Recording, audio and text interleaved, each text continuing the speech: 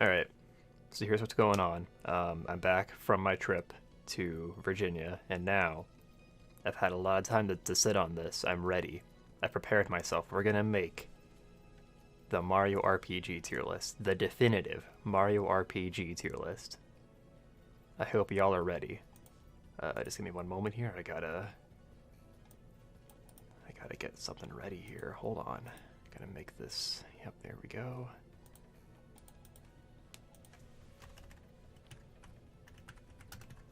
Alright, we're set. So, with my other tier list videos, oh yeah, this time we're streaming it, by the way, so we're doing it live. Maybe I should put chat on screen. I don't know. I'll think about it. But, with the other tier list videos I did, I just kind of talked out of my ass, and, this time I did a little more preparation. Since some of these games are decidedly very similar, like, the Paper Mario games are similar to each other, Mario and Luigi games are similar to each other. Since that's the case, I actually went and looked up reviews, like written reviews and video reviews of some of these games, just to kind of jog my memory of what people said about them when they came out. So that way I figure I have more to talk about and more different ways to kind of differentiate them from each other. I thought that was a decent idea. Okay, so I'm thinking we will go in release order. You know what though? I will preemptively put Sticker Star down here since we already went and named it and everything. Okay, anyway, we're starting with Super Mario RPG. I'll leave it down here for now. I'll leave it up here for now, I don't know. Okay, Super Mario RPG. It was the first one. It was made by Square.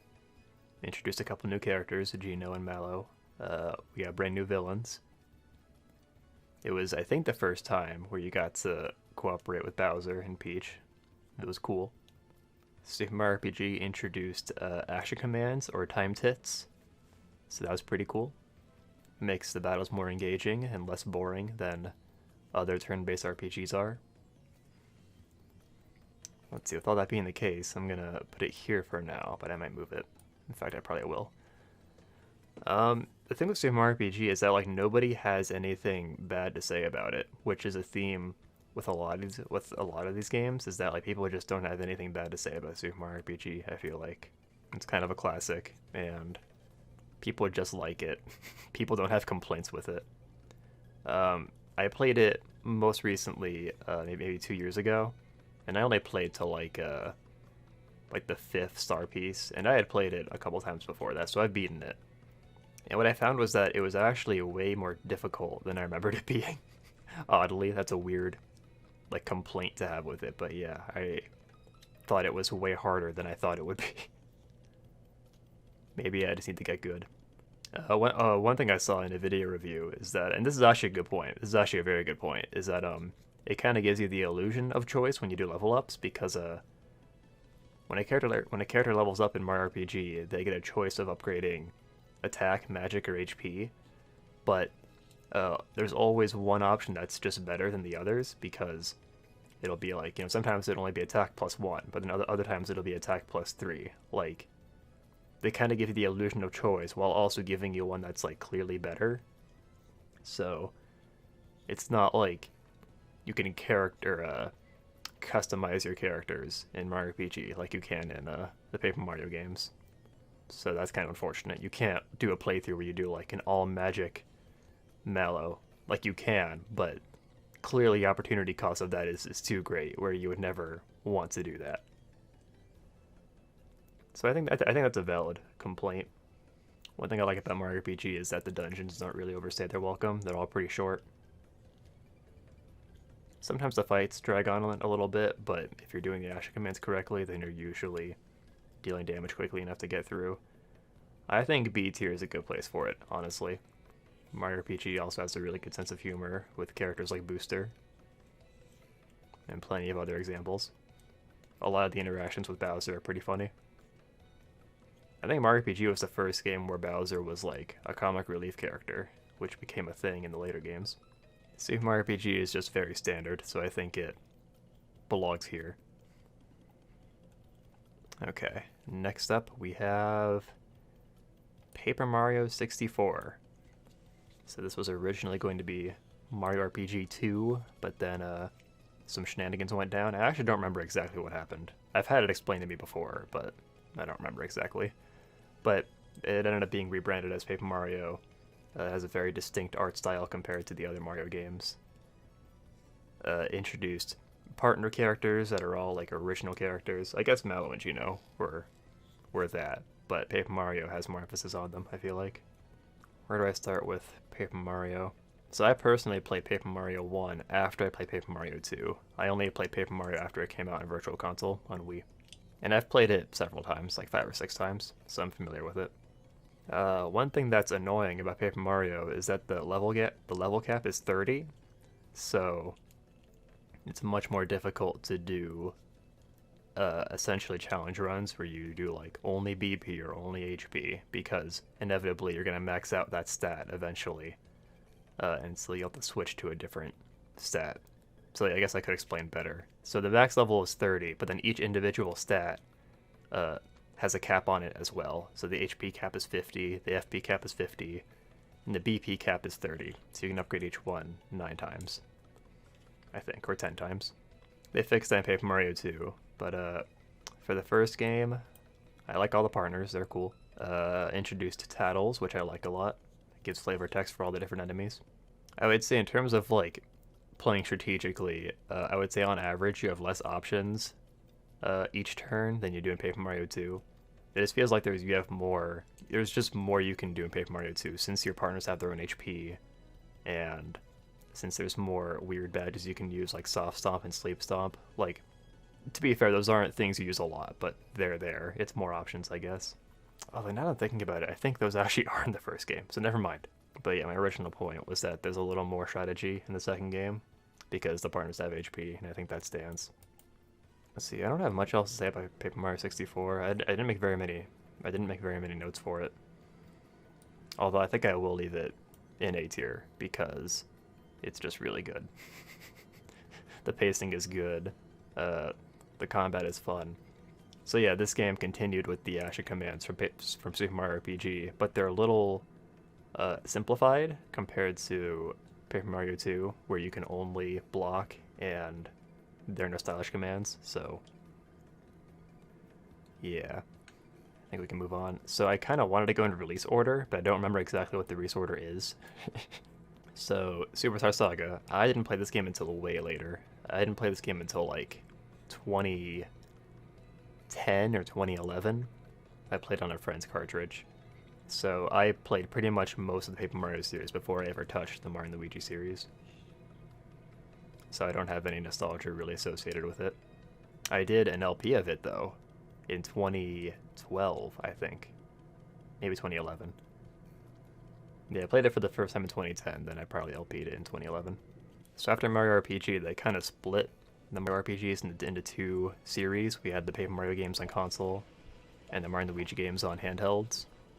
The Mario & Luigi games, I would say, have more complex action commands. Mostly just with the bros attacks, though, but also with, like, dodging enemy attacks.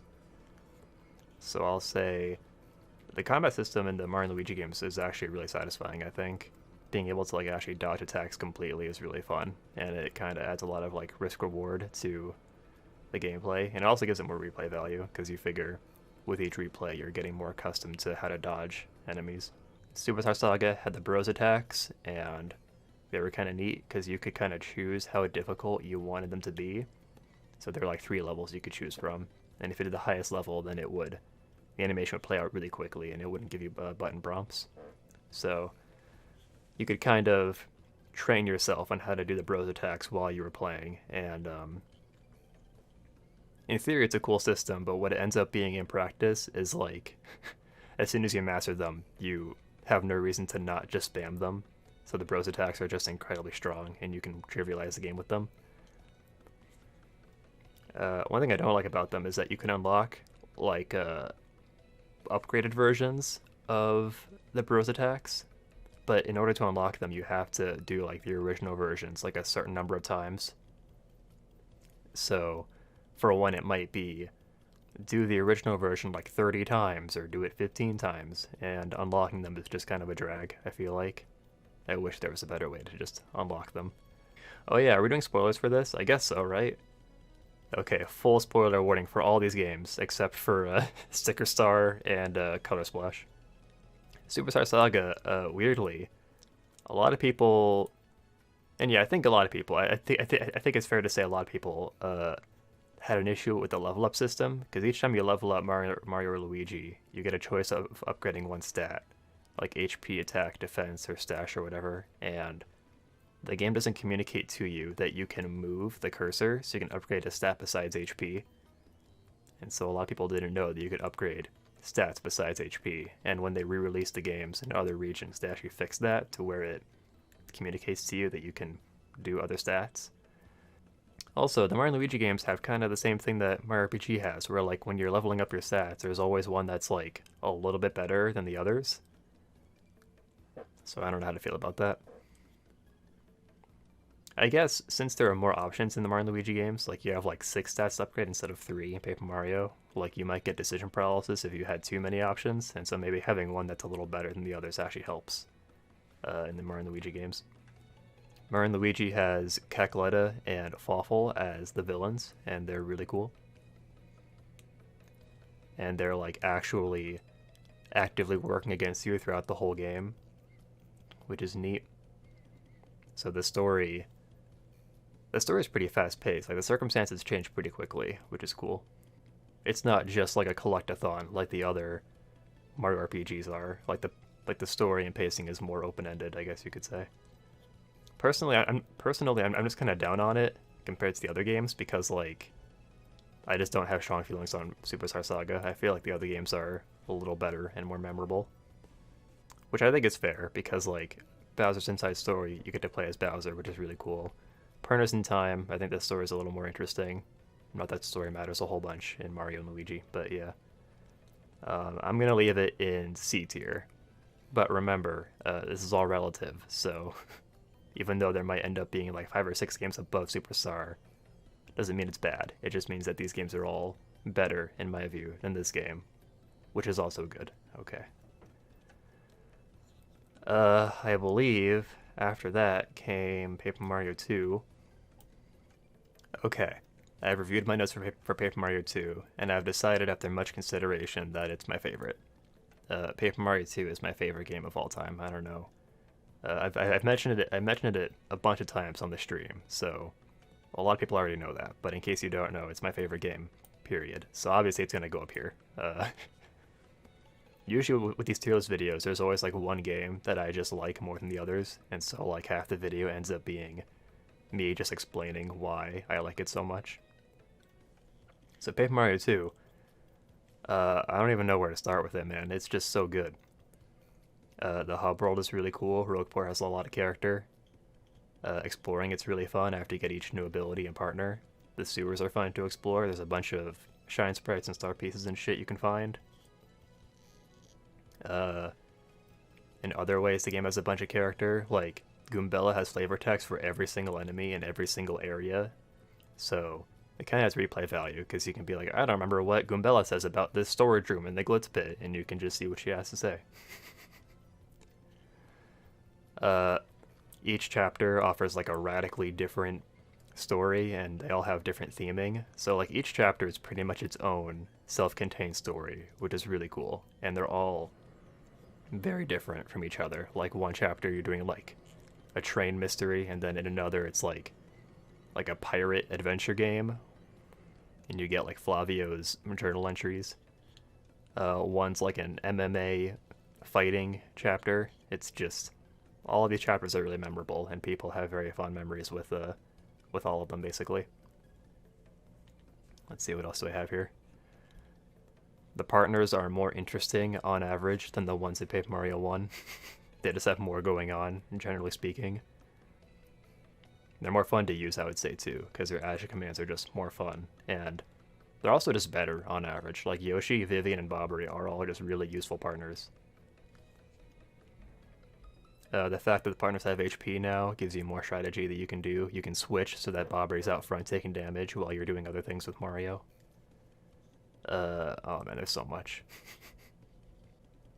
The stylish commands are a big deal, because it's kind of like the other RPG games where like the battle system just keeps you more engaged than other turn-based RPGs do because there's just more for you to do. You can guard and block attacks. You can there's like the basic dash commands you have to do the attack properly, like when you jump and then double jump. But then there's also the slash commands on top of that, which just gives you even more to do. It adds replay value, obviously, because you can master all the slash commands for all the different moves. And the incentive for actually doing the slash commands, like, besides it just being fun, you're also like actually incentivized to do it because you get star power for doing it. And the star powers, that's like maybe one place where I could knock it because like the star powers are good and useful, but using them so frequently does become kind of a drag because like Earth Tremor is really useful when you get it early on, but then you end up just spamming it throughout the whole game. Clockout's not super useful either, etc. You kind of get the idea. Let's see, what else do I have here? So I did find a couple of things that people didn't like about it. In the IGN review, of all things, they knocked it for the presentation. They said that that they should have done voice acting for it. And I was like, okay, I mean, I guess. I don't know, though. Like, with the other Mario RPGs, like, people don't fault them for not having voice acting, so I don't know why this game in particular got that criticism from them. I've never missed voice acting in Paper Mario 2, so I just don't knock it for that. They also said that the world wasn't papery enough. Like, the worlds just look more cartoony than they do paper mache, I guess. I guess they're just saying like the first game does a better job like making it look like the world's made of paper, but I disagree. I think it looks fine, and I think in the later games like Sticker Star and Color Splash, when like they really go out of their way to make everything look like it's made out of paper and cardboard and arts and crafts, like I feel like it looks tacky in those games. Maybe that's just me though. But yeah, I think that's it for Paper Mario 2. I just have so many good things to say about it. There's more customization with your level ups. So I was saying earlier, there's no level cap, and well, there actually is a level cap. It's like 99, but the caps on your level and on your stats are way higher. So you can actually do like entire playthroughs where you do all BP or all FP. So that's pretty cool. One thing you can knock Paper Mario 2 for is the difficulty, because it is pretty easy once you get used to it. But I mean, you could probably say that about all these games. And I mean, like, I've seen people do blind playthroughs of this game on YouTube, and like they will actually lose to Macho Grabba or Cortez or whatever. So yeah, I would generally agree that it's too easy, but I think for the layperson, it's fine. I need to take a breath. If I ever go silent for a minute, it's because I'm catching my breath. I'm not used to doing like presentation style videos and discussions like this. Paper Mario and Mario & Luigi PogChamp is right. These games are all good, except for Sticker Star. Should be on S? Yeah, so I actually looked up someone else's tier list just to see what the vibe was. And other people seem to put Superstar Saga pretty high. And I can get why, but I just think the other games are a little better. My personal opinion. I can see myself doing like this too, but we'll come back later and like move things around probably. Okay, after Paper Mario 2 came Partners in Time. Let's see, what notes do I have for Partners in Time? So Partners in Time was the first Mario Luigi RPG on the DS, and so they got to utilize the two screens. What that mostly meant was just like in battle, you got to have like the top screen where you could just see what the sky looks like, and sometimes there'd be important stuff going on up there. I would say the battles in Partners in Time kind of drag on a bit. Like I like the bosses drag on for sure, but I actually don't mind that because the bosses are like the fun part, so I actually don't mind it when they drag on. But like the normal battles drag on too, so there's that. Also, there are some times when you have to separate the adults from the babies, and that's good for like puzzle solving and stuff. But when you have to fight with them separated, like you just feel so much weaker, and the battles still drag on because you're fighting the same enemies you were before, but now it's like your attack power was just cut in half, so you just feel so much weaker during those sections. The theming of Partners in Time is a little different.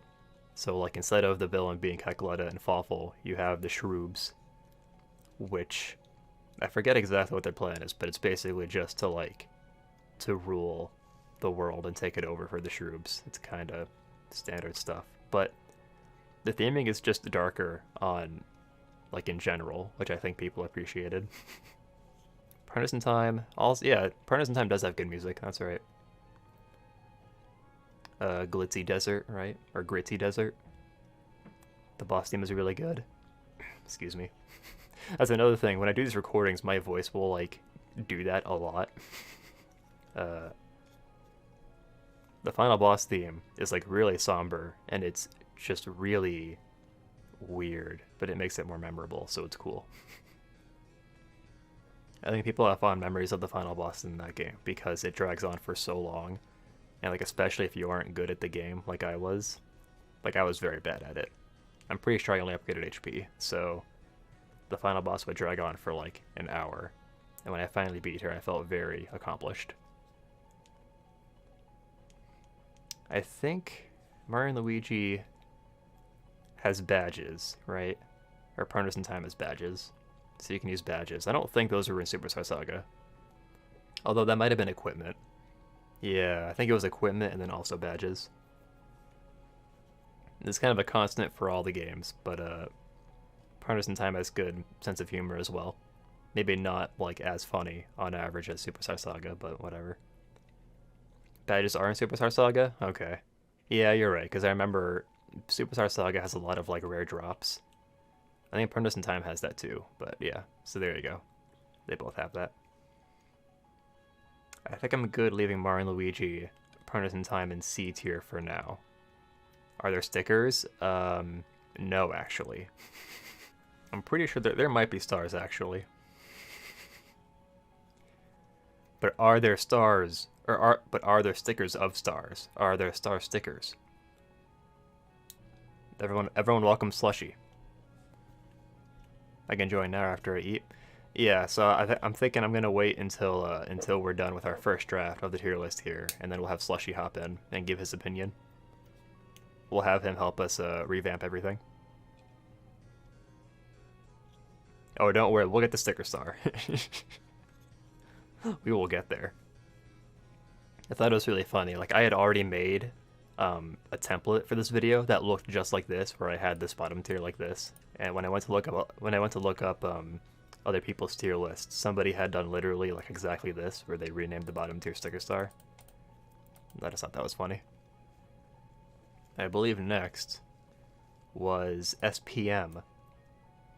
So Super Paper Mario came out in like 2007, I think. It was like around the time the Wii came out, like within the first year of the Wii being out. What I found was that like even though, like, I don't know, you would think people would have been down on it because it was like a departure from the first two games where it wasn't turn-based combat anymore. It was like a 2D scroller with some 3D areas. It's like a big departure from the first games, but like going back to reviews and stuff, like people had very few bad things to say about it. Like it was kind of like universally appreciated by everybody, which I thought was interesting. And I was kind of the same way. Like I was down on it at first for being different, but like it grew on me really quickly, and I played through it a bunch of times within the first couple of years of it being out. And yeah, that's what people. Yeah, so people in chat are saying right off the bat, the story in Paper Mario or Super Paper Mario is really good. Yeah. Like like going back, I didn't remember that the story being that good, but I replayed it on stream a couple years ago, and it's actually really strong. It's more compelling than probably even the story from Thousand Year Door, I think, with Tippy and Count Black. So I used to be a little annoyed by it because, like, you know, after each chapter they do the bit where the screen is black and you get a conversation with, like, Blumir and Tippy. And for the first couple chapters, you don't know what's going on, but then you figure out who they are. But then they kind of just keep hinting towards it in every, like, in every subsequent cutscene with them, and I remember being annoyed by that because like they were just kind of hammering it in, like in case you don't know yet, here's who they are. But in retrospect, it's not so bad because I think by that point they expect you to know who they are. So at that point, it's like dramatic irony or something where you know who they are, but then you're learning more about them. Anyway, that was a tangent. SPM has a lot of really funny moments, like with Francis. It's actually very meta. It's more meta than the other Paper Mario games, I feel like, except for maybe Color Splash. It's very meta. It has the underwear, whereas it's like the game over world. It's where you go when you die, when you die, and it's just really funny that it exists at all. SPM does fun things with Bowser and Peach. You actually get to play as them, and they say things. It's pretty cool. Luigi as well.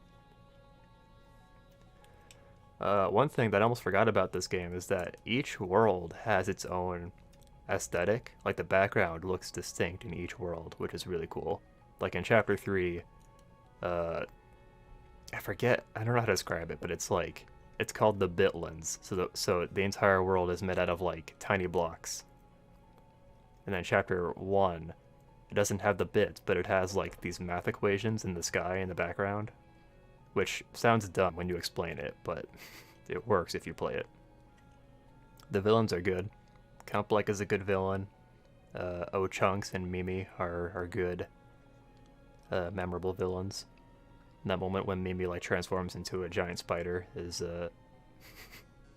unsettling, if not also funny. When I was younger, I was unsettled by that. Like I actually got scared when Mimi was like chasing you through the mansion.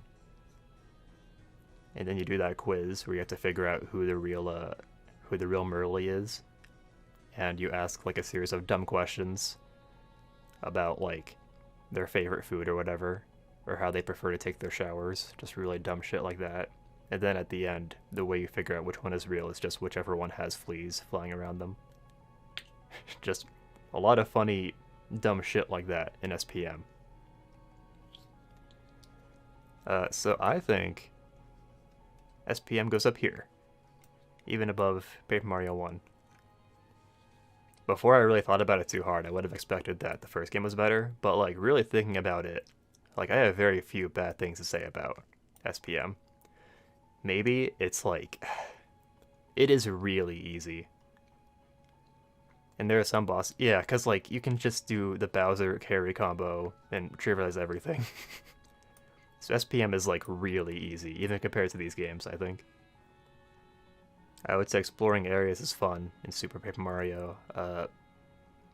So that game gives you the ability to go into 3D, which it basically lets you explore every area twice, which sounds fun, but then like in practice it's kind of annoying because you feel the need to do it in every room to find everything. And it kind of becomes a drag after a while. I think so anyway. The over there is annoying. In Chapter 7. And that's all I have to say about that. It's like this huge area, which, like in theory, it'd be fun to explore, but like, it all looks the same, and it's really easy to get lost. And doing it without a walkthrough is kind of annoying. I think that's basically it. I mentioned villains earlier. Dimensio's a really cool villain. People like him a lot. Alright, we can move on. I'll allow it. I gotta catch my breath though. In 2009, I think, we got Bowser's Inside Story. I don't know why all these games have to have names that are hard to pronounce. So Bowser's Inside Story has you playing as Mario and Luigi sometimes, but Bowser, I would say like 55% of the time.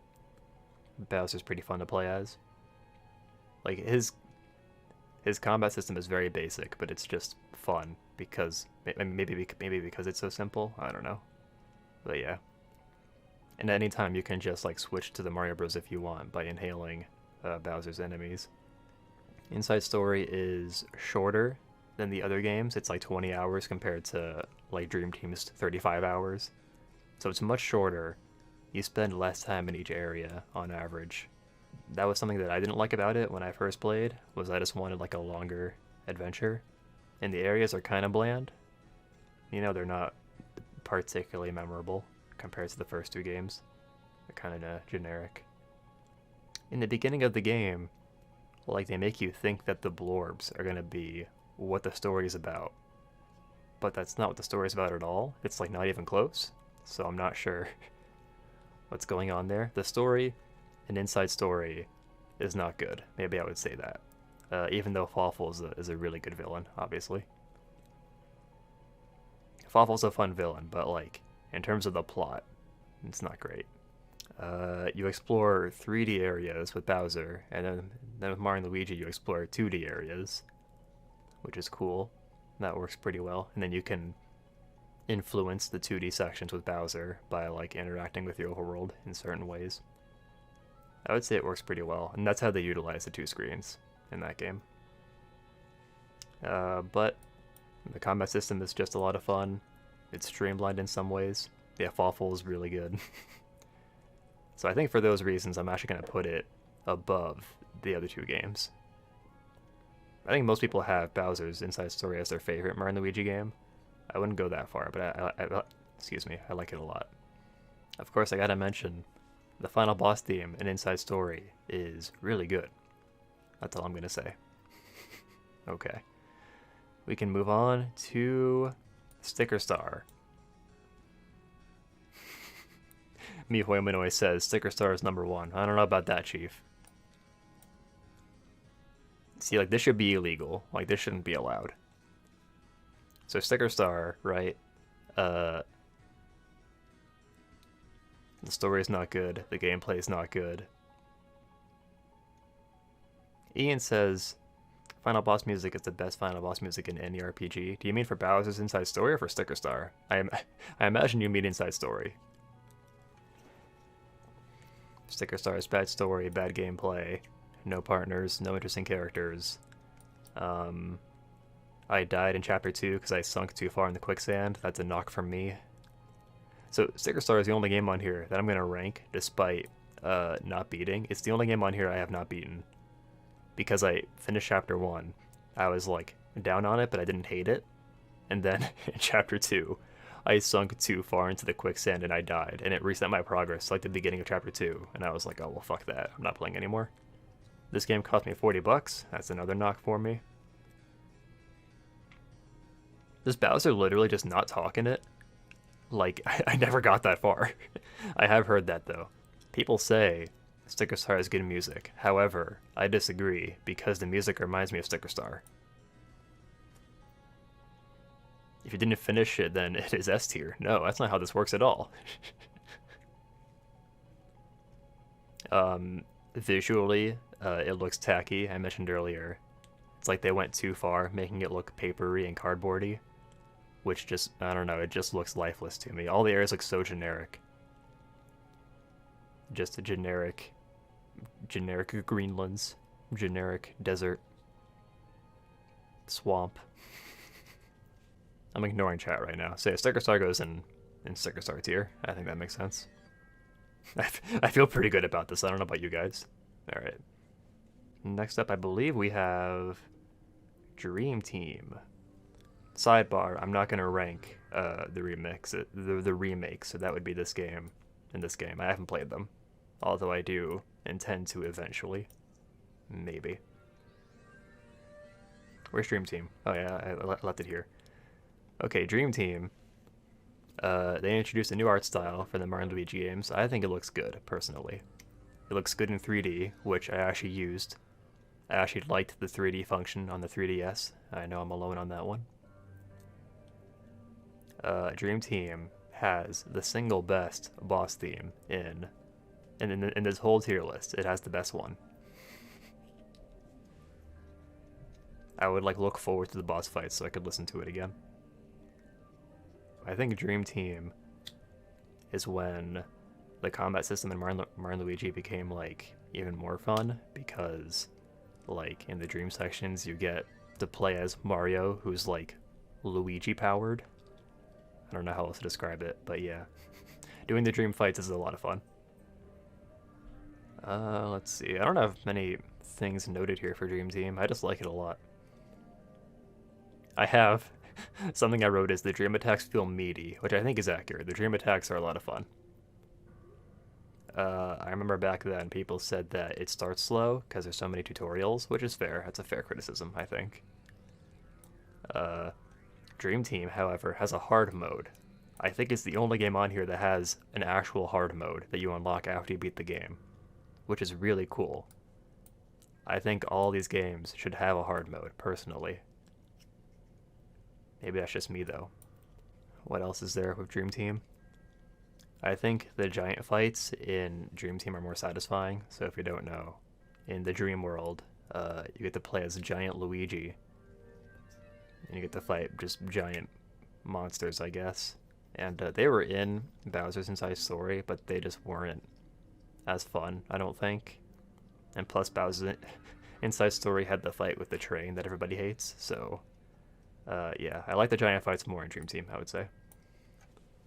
There's also, like, this weird character arc that Luigi has, which is really weird to say, but yeah. Luigi has a little character arc in Dream Team, which is weird. Spoiler warning, it circumvents your expectations at the very end. I won't say too much, but it's really cool. Some of the cutscenes in Dream Team do drag on really badly. I forgot, Dream Team came out during the year of Luigi, you're right. But yeah, I remember some of the cutscenes in Dream Team dragging on for way too long. Especially in, like, the Dream World, when you're talking to, like, the seahorse people. It's an oddly specific cutscene to talk about, but yes. Otherwise, it's a lot of fun. And I like it, so. If only every year was the year of Luigi, you're right. Why can't this be the decade of Luigi? The century of Luigi. I was watching the Game Explained review for Dream Team once again to just kind of jog my memory, and they commented that Phantasma wasn't a great villain, which I think is fair because he doesn't really show up that much throughout the game. He's not really, like, actively working against you like Hecletta is in Superstar Saga. But I think overall he's utilized pretty well, especially toward the end. Also, Dream Team, I don't know if I mentioned it yet, but it's much longer than... Maybe not much longer, but it's longer than the other Mario & Luigi games. It's like 35 hours. So I actually like it for that reason. Alright, I think that's it for Dream Team. I think after that we actually got Paper Jam, right? So Paper Jam, right? People were super down on this game when it came out for a couple reasons. For one, it doesn't really have, like, the sense of humor that the other Mario & Luigi games have. It has a lot less character, and literally it has less characters. Like, it mostly just focuses on the Marios and Luigi and the Bowsers. People complained about the Toad missions taking forever, so sometimes, like, your progress in the game will come to a halt because you'll have to, like, go find Toads or something. It's very stupid. It's very stupid. And they'll make you do, like, more than one mission at a time, so it really drags. See, when I was looking up reviews, I read that they actually liked the papercraft battles, which I didn't understand because I didn't like them at all. The papercraft battles were, like, the substitute for the giant battles from Dream Team and Bowser's Inside Story, but, like, they take forever and they're not fun, so I did not like them at all. But I think Paper Jam has the best gameplay in the combat system. Just controlling Mario, Luigi, and Paper Mario is a lot of fun. I guess it's mostly just because Paper Mario is there. Like, his attacks are just fun to do. Once again, oh yeah, so I forgot to mention with Dream Team, the final boss theme is just really good for some reason. That's just, like, a common theme in the Mario & Luigi games, is they just have really good final boss themes. Paper Jam does too, which I appreciate. So I've already basically explained everything about Paper Jam. I think Paper Jam would actually be, like, much higher if it weren't for the Toad missions and the Papercraft missions. Like, it would have a lot of replay value for me, even though it would still have a lot of different issues. It's just kind of like a weirdly streamlined Mario & Luigi game, which I didn't want, but playing it was actually pretty fun. So, but yeah. I think overall it goes down here, unfortunately. Also, I moved down Superstar Saga. Don't mind that. Maybe. I guess this way we do have a really good like curve, so I don't know. Maybe we'll come back to that one. And with that, we're actually done. So I haven't played Color Splash. Uh, I don't know where I'd put it if I did play it. All I know about it is that the writing's really good, but the combat system is still pretty bad. So it'd probably end up going like here or here. Maybe if I was really into the writing, it would go like up here. I don't know, but yeah. So I'm gonna do some revisions already. I think I probably put Dream Team above Bowser's Inside Story just because I like how much longer it is and I like that it offers a hard mode. I think having a hard mode like gives it so much more replay value, which is good because it's a really long game, so maybe it wouldn't have that replay value otherwise. I think Super Mario RPG is pretty good right here, although I could see myself doing this. I can actually see myself doing this too. I said I would have Slushie hop in here to consult. Are you ready, Slushie? Hello? Oh! There he is. You can hear me? I can. Yeah, but I feel like using my spacebar to talk. It's weird. Behold his majesty. Yo. Alright, welcome Slushie. So as you saw, we just did a tier list of the Mario RPGs. What do you think so far? Let me pull it up on my phone because my computer's being weird. Oh shit, that is echo. So like I said, I only played the three games you ranked the highest. I've played the first Paper Mario recently, and I can see where you're coming from when you're thinking about putting Super Paper Mario ahead of it. I would probably put Super Paper Mario ahead of Paper Mario 1 just for the simple fact that Super Paper Mario has more replay value Damn. than Paper Mario. Especially since when you beat Paper Mario, you can't do anything. That's a good point, actually. Yeah, there's no post game. Not only is there no post game, but you can't even just like run around and look at all of your completed shit.